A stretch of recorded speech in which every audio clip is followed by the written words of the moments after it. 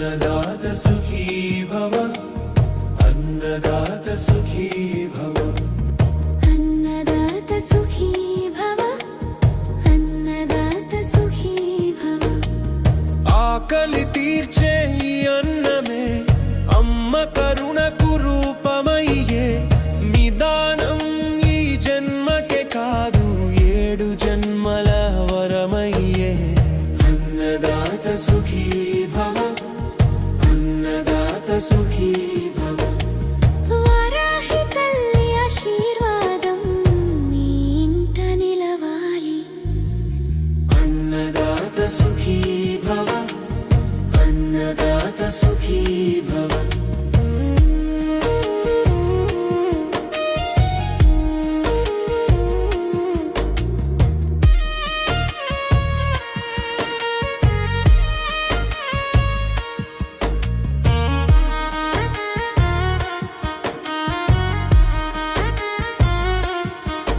ఒక గింజ అన్నం పెట్టిన వారే లోకాన్ని నిలబెట్టిన వారు అన్నం దానం చేసిన వారే అమ్మకి ప్రీతి పాత్రులు.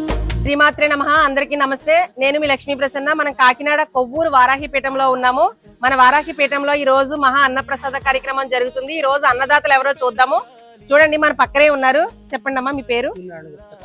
సూర్య నారాయణ గుప్తా. అండ్ మీ పేరమ్మా? లక్ష్మి గారు.